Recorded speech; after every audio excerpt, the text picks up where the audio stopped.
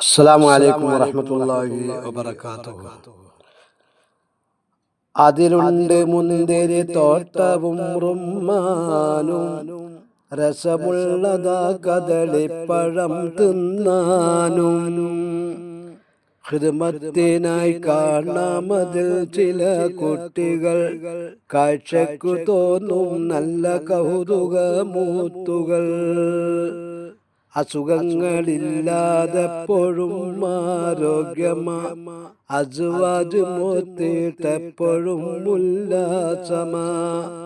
കിളക്കണ്ട പൂട്ടണ്ട വെയിൽ കൊള്ളണ്ട, നിനക്കുള്ളതൊന്നും തന്നെ നീ അറിയണ്ട.